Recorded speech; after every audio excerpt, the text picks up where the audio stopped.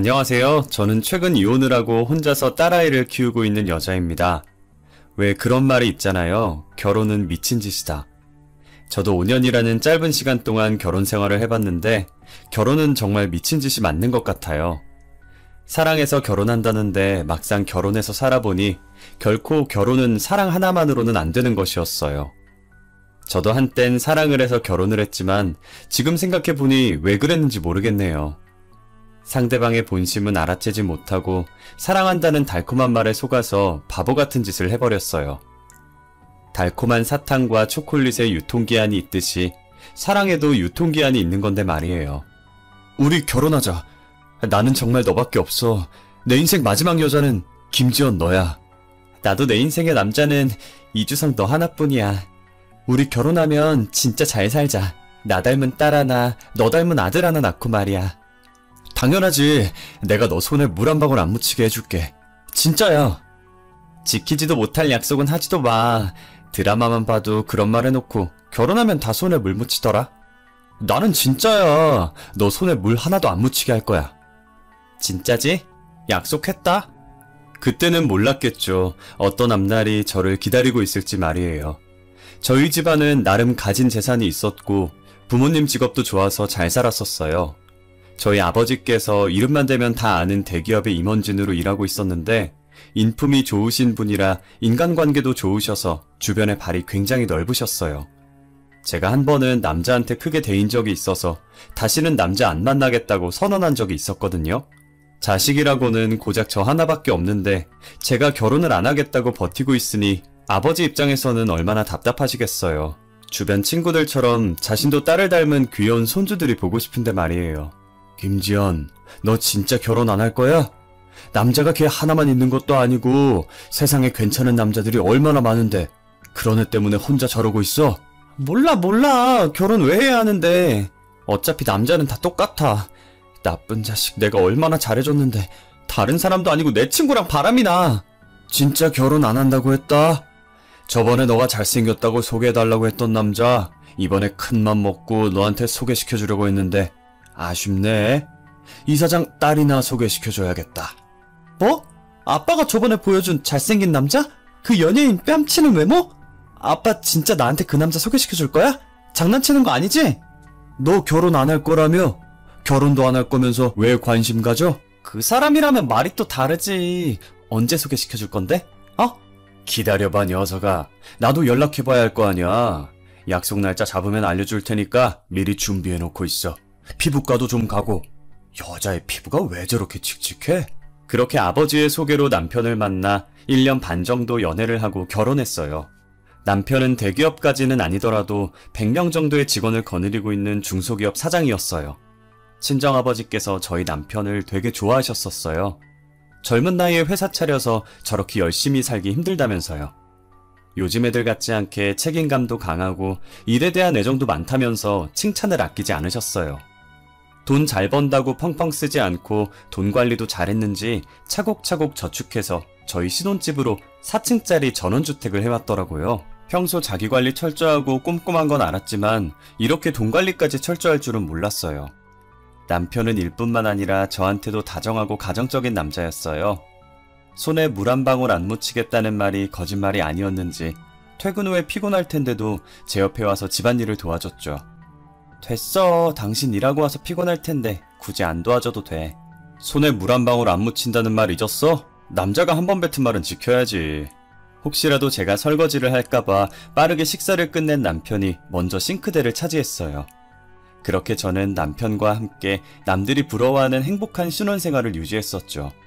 하지만 이 행복도 그리 길지 못했고 반년하고 조금 지났을 때 일이 터지고 말았어요. 대기업 임원진으로 일하고 있던 친정아버지께서 해고를 당하게 된 거예요. 저희 아버지는 잘못된 것을 보면 그냥 넘어가시는 분이 아니셨거든요. 무조건 잘못된 것을 바로잡고 가셔야 하는 분이셨어요. 그래서 익명으로 회사 내부에서 일어난 비리들을 고발했는데 고발한 범인이 아버지라는 게 밝혀지면서 내부 비리 고발로 해고 통지를 받으신 거예요. 미안하구나. 그래도 아직은 내가 일을 해야 너가 시댁에서 무시를 안 당하는데. 그런 말이 어딨어요. 저희 시댁 식구들 그럴 사람들 아니에요. 시부모님도 남편도 저한테 얼마나 잘해주시는데요. 그리고 아버지가 잘못한 일 아니잖아요. 아버지께서는 혹시나 자신 때문에 제가 시댁의 미움을 받을까 걱정하셨어요. 저희 시댁 식구들이 워낙 저를 잘 챙겨주셔서 저는 그런 걱정은 하지도 말라고 했어요. 하지만 시댁은 저라는 사람을 사랑한 게 아니라 저희 집안의 배경을 사랑했었나봐요. 친정아버지께서 비리고발로 해고당하신 걸 아시고부터 저를 대하는 태도가 완전히 달랐어요. 한없이 다정하고 저밖에 모르던 남편은 저희 집안과 저를 무시하기 시작했고 친정은 이제 없다고 앞으로 시댁에만 효도를 하라고 하더라고요. 당신은 어째 제대로 하는 게 하나도 없어? 장인어른을 닮아서 그런가 융통성도 없고 눈치도 없고. 우리 아빠가 뭘 그렇게 잘못했는데?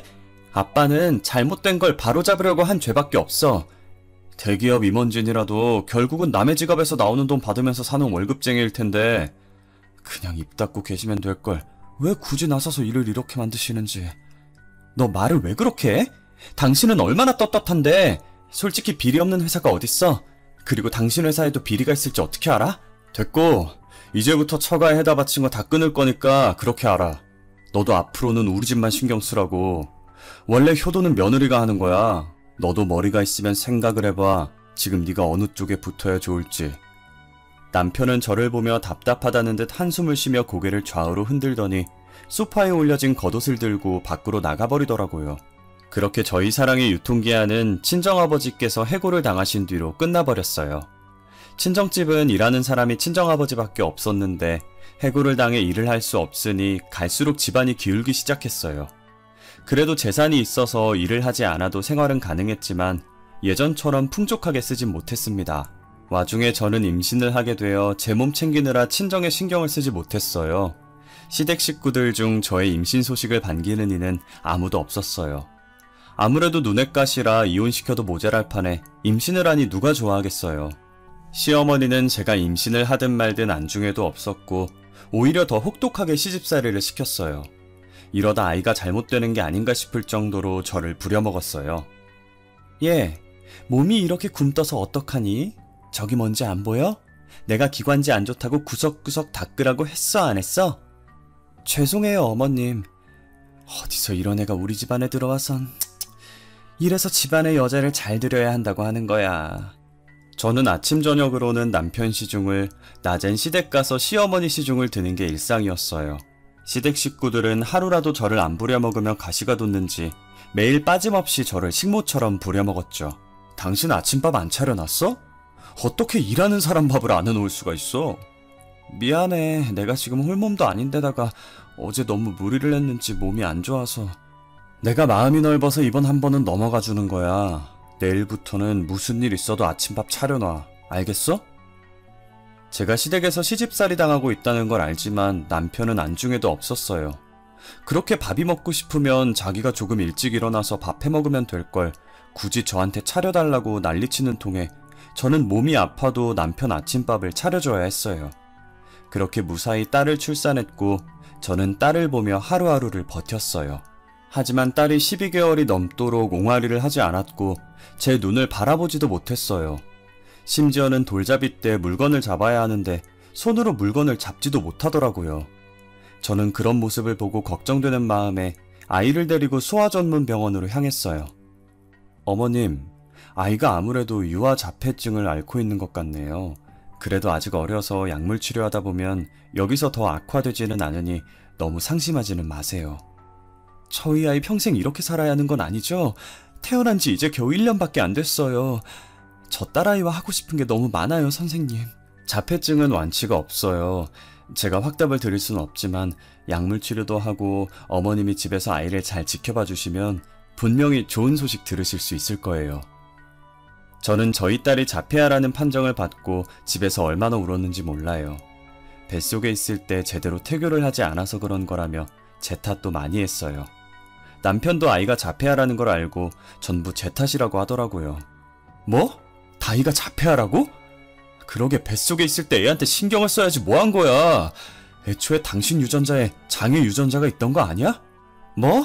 장애 유전자? 이게 다 내 탓이라는 거야? 그리고 뱃속에 있을 때 신경을 쓰라고 만삭이 되도록 부려먹던 사람들이 누군데 당신이랑 어머님이잖아. 그럼 애가 저 지경이 된 게 나랑 어머니 탓이라는 거야? 네가 뱃속에 있을 때 애한테 신경 안 쓰고 뭐 했냐며. 나 그때 무거운 몸 이끌고 네 밥 차렸어. 시댁 가서 뒤치다꺼리 다 했다고. 너는 내가 시댁에서 시집살이 당하는 거 알면서 보고만 있었잖아.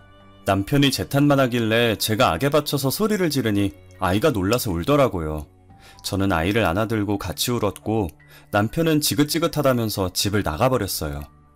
나가버린 남편은 결국 집에 들어오지 않았고 저와 딸은 울다 지쳐서 잠이 들었어요. 그 뒤로도 3년 동안이나 시댁 가정부 노릇을 했고 딸아이는 유아치료를 받고 있었어요. 저 혼자서 아이를 키우다시피 했었는데 어느 날부터인가 시댁에 갔다 온 날 저녁마다 안방 침대에 여자 머리카락이 떨어져 있는 거예요. 처음엔 제 머리도 길고 떨어져 있는 머리도 길어서 당연히 제 거라고 생각했고 그리 심각하게 받아들이지 않았었어요. 그런데 이게 며칠 동안 반복되니 불안한 마음이 들긴 했지만 애써 모른 척 했어요. 저와 결혼도 했고 딸까지 키우고 있는데 설마 안방까지 여자를 데리고 와서 바람필 거라는 생각을 하지 않았고 만약 만났더라도 잠깐 즐기는 여자겠지 생각하며 불안한 마음을 달랬습니다. 혹시라도 남편 옷에 붙어있던 건데 남편이 겉옷을 벗다가 떨어뜨린 걸 수도 있잖아요. 하루 종일 시댁에 붙어있어서 머리카락 떨어질 일이 없는데 요즘 따라 머리카락이 왜 이렇게 많이 떨어져 있지? 당신 혹시 집에 여자 데리고 온 적 있어? 그게 무슨 소리야. 당신 머리카락이겠지. 쓸데없는 소리 할 시간에 나한테 내조나 잘해. 요즘 밥이 왜 이렇게 부실해? 내가 주는 생활비 제대로 쓰고 있긴 한 거야? 생활비 겨우 50만원 주면서 뭘 바라는 거야. 공과금 내고 나면 얼마 남지도 않는 것 쪽에서 이만큼 해준 거면 잘하는 거지. 저는 혹시나 하는 마음에 살짝 떠봤는데 남편은 쓸데없는 소리 하지 말고 내조나 잘하라면서 제게 내조만 요구하더라고요. 그때까지만 해도 제가 딸 잘 키우고 시댁에만 잘하면 남편이 다시 제게 돌아와 가정을 지킬 수 있을 줄 알았어요. 하지만 머리카락은 계속 떨어져 있었고 저는 남편 몰래 안방에 소형 CCTV를 설치했어요. 남편이 잘 때 몰래 녹화된 영상을 확인했더니 역시나 예상대로 여자를 안방에 들였더라고요. 남편은 제가 영원히 모를 줄 알고 3년 동안이나 계속 여자를 들인 것이었어요. 그 여자는 마치 저 보란 듯이 안주인처럼 행동을 하면서 침실에 일부러 머리카락을 떨어뜨리고 있더라고요. 자기야, 얼른 와. 여자 기다리게 하는 거 아니다. 조금만 기다려봐. 내가 며칠 전에 아주 기가 막힌 와인을 사왔단 말이야. 와인? 안 그래도 와인 먹고 싶었는데 잘됐다. 와인에 어울리는 옷으로 갈아입어 볼까? 머리도 좀 빗고 간만에 친구들한테 자랑 좀 해야겠어. 여자는 한두 번이 아닌 듯 자연스럽게 제 옷장을 뒤져서 옷을 갈아입었고 제 화장대에 있던 빗으로 자신의 머리를 빗더니 떨어진 머리카락들을 치우지도 않았어요. 저는 이대로 두면 안 되겠다는 생각에 시어머니를 찾아갔어요. 어머님, 그이가 아무래도 바람을 피우고 있는 것 같아요. 뭐? 바람? 너 증거는 가지고 그런 말 하는 거야? 증거도 없이 우리 아들 바람 핀다고 몰아가면 안 되는 거 아니니? 제가 증거도 없이 어머니께 찾아왔겠어요? 여기요. 이 영상이 그 증거예요. 아니, 너가 얼마나 내조를 못했으면 우리 아들이 딴 맘을 가져. 너가 매력이 있으면 내 아들이 딴 여자한테 눈길이나 줬겠어? 하여간 며느리 하나 잘못 들여가지고. 이걸 보시고도 제 탓을 하시는 거예요? 잘못은 어머님 아들이 했는데요? 너 이거 네 시아비한테는 절대 말하지 마. 알겠지? 내가 어떻게든 아들 설득해 볼 테니까 넌 그냥 입 다물고 있어. 네 시아버지 알면 너 죽고 나 죽는 거야. 알겠어? 시어머니는 어떻게든 자기가 설득해 보겠으니 시아버지께는 입도 뻥끗하지 말라고 제게 신신당부를 하시더라고요. 저희 시아버지께서 고위공무원이라서 매사에 엄청 엄격하시거든요. 아마 이 사실을 아시면 남편은 그대로 집에서 쫓겨나야 할 거예요. 저는 남편을 되돌릴 수 있다며 호언장담하시던 시어머니만 믿고 있었는데 그날 이후로도 남편은 쭉 그 여자를 만나고 있었어요. 바뀐 게 없었죠. 심지어 그 관계는 1년 동안이나 지속되었습니다. 아마 시어머니가 남편에게 제가 불륜 사실을 알고 있다고 말하셨을 텐데도 아랑곳하지 않고 여자랑 노느라고 집에 늦게 들어오더라고요. 이 늦은 시간까지 말도 없이 어디 갔다 오는 길이야? 내가 어디 가는지 너한테 일일이 보고해야 돼? 나 피곤해. 너 아니어도 피곤할 일 많으니까 시비 걸지 마. 어디 갔다 온 건지 물은 게 시비야? 도대체 어떤 부분이 시비인 건데? 말꼬리 그만 물어. 남자 하는 일에 여자가 끼어드는 거 아니니까. 지금이 조선시대야? 아내로서 물어볼 수도 있는 거 아니야? 내가 아까 피곤하다고 했지. 참견 좀 하지 마. 네가 아내라고 내 일거수일투족 다 알아야 되는 거 아니잖아. 내일 본가에서 김장한다며? 난 신경 쓰지 말고 네 할 일이나 챙겨. 남편은 제가 어디 갔다 왔냐고 물을 때마다 여자는 남자가 하는 일에 끼어드는 거 아니라며 저를 시댁 가정부 정도로만 생각하고 아내라고 생각하지 않는 것 같았어요. 제가 이런 취급을 받으면서까지 남편이랑 살아야 할까 고민을 많이 했어요.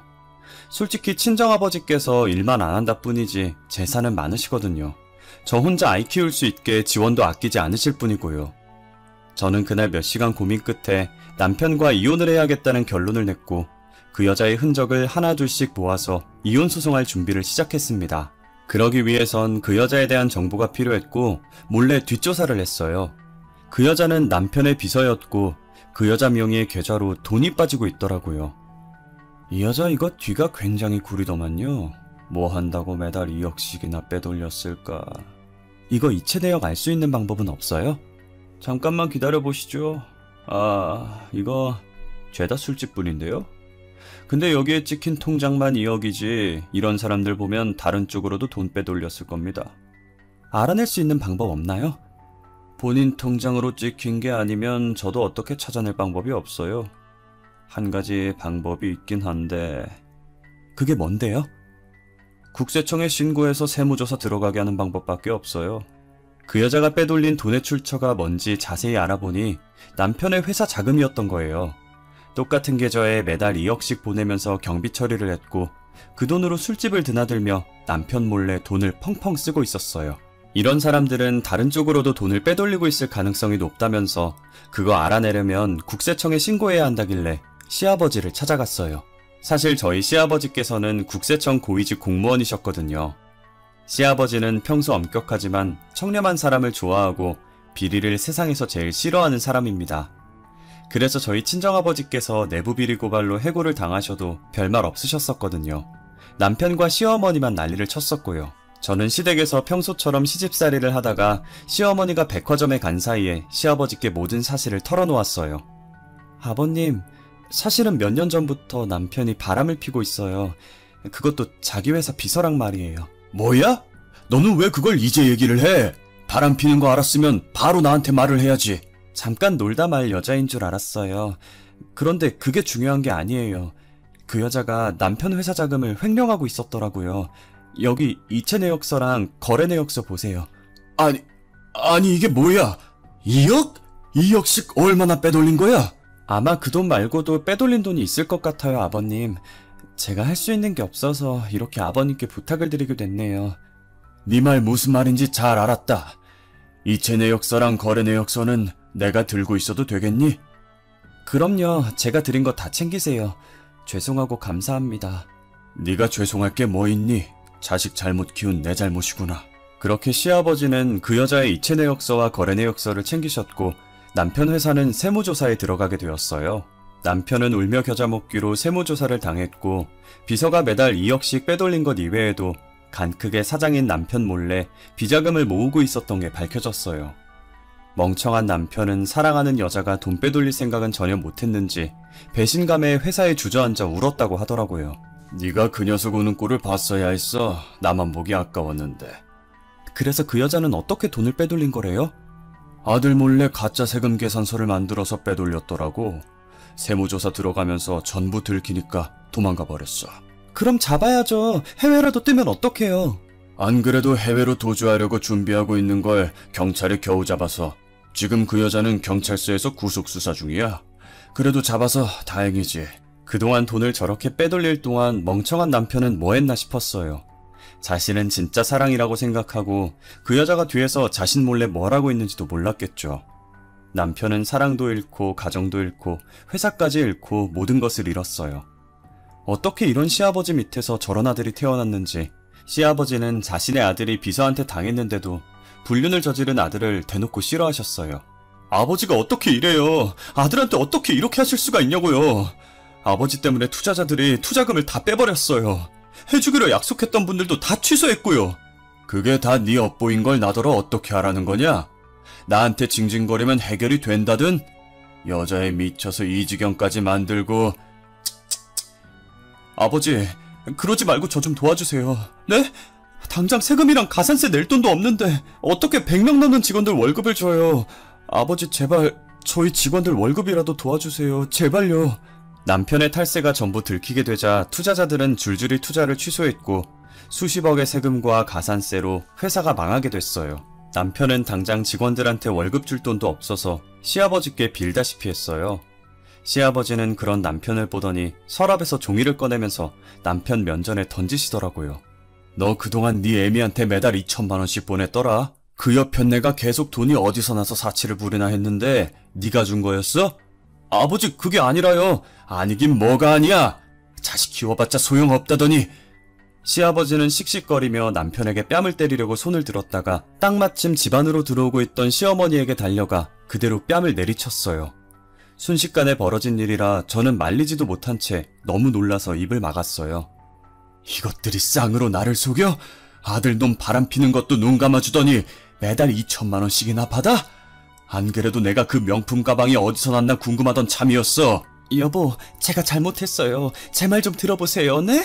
속이려고 속인 게 아니었어요. 정말이에요. 여보? 누가 당신 여보야? 나 오늘부로 너네 둘이랑 연 끊을 거니까 당장 내 집에서 나가. 둘이 그렇게 죽고 못 사는데 내가 빠져줘야지. 안 그래? 남편과 시어머니는 각자 시아버지의 다리를 한쪽씩 붙잡고 울면서 빌기 시작했어요. 시아버지는 당장 나가지 않으면 경찰을 부르겠다고 했고 그래도 꿈쩍도 하지 않자 남편과 시어머니의 팔을 잡고 밖으로 끌어냈어요. 아가, 그동안 미안했다. 여기서의 일은 잊고 새 출발해. 못난 아들 녀석이랑도 이혼하고 손녀는 네가 키우고 싶으면 그렇게 하고. 아버님, 죄송해요. 네가 뭐가 죄송해? 오히려 내가 미안하지. 넌 나한테 사과할 필요 없다. 그러니 우리 집에서의 일은 모두 잊고 새로 시작해. 저는 며칠 뒤 그동안 모은 증거들로 남편에게 이혼 소송을 걸었어요. 남편은 이제 비서도 없고 집에서도 쫓겨나니 다시 제게 붙으려는 심산인지 낯짝 두껍게 저한테 연락을 했더라고요. 내가 미안해. 바람핀 것도 미안하고 식모처럼 부려먹은 것도 미안해. 나 며칠 동안 반성 되게 많이 했어. 반성 많이 했는데 뭐? 나보고 어쩌자고. 너 연락하는 거 정말 양심 없다. 여보, 왜 그래. 나 때문에 화 많이 났지. 제발 예전 일은 다 잊고 다시 잘 살아보자, 응? 내가 정말 잘할게. 우리 신혼 초에는 되게 좋았잖아, 안 그래? 됐어, 필요 없어. 내가 한 번 속지 두 번 속을 것 같아? 다시는 내 눈앞에 나타나지 마.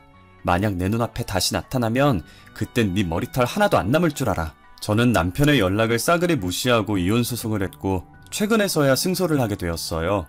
전적으로 남편의 잘못으로 이혼을 하는 것이라 남편이 제게 위자료로 2천만 원을 줘야 했어요. 시아버지와는 간간히 연락을 하고 있어서 이혼 소식을 전해드렸고 제 선택을 전부 이해해 주셨어요. 위자료가 2천만 원 정도 되었지만 저는 받지 않기로 했어요. 왜냐면 시아버지께서 제 명의로 집을 해주셨거든요. 갑자기 저를 카페로 불러내셔서 영문도 모른 채 나갔는데 시아버지는 저를 보자마자 파일에 들어있던 종이를 제게 내미시더라고요.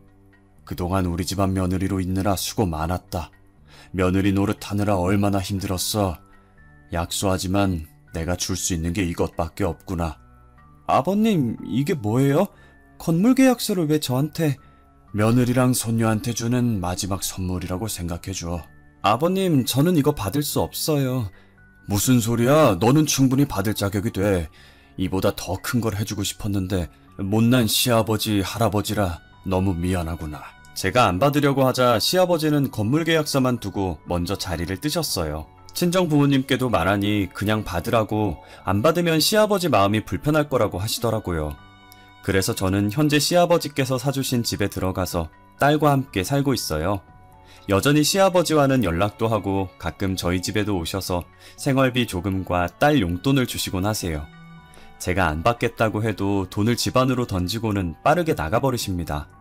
저는 어쩔 수 없이 돈을 받아들고 문자로 고맙다는 인사를 해요. 시아버지께서는 그렇게라도 저희 딸에게 할아버지 노릇을 하고 싶어 하셨어요. 만약 시아버지께서 저희 딸이 보고 싶다고 하시면 언제든 보여줄 생각이에요. 요즘 딸과 둘이 살면서 드는 생각인데 왜 진작 이혼을 하지 않았나 싶어요. 처음엔 남편이 밖에서 여자들을 만나고 다녀도 제 가정만 지키면 괜찮을 줄 알았거든요.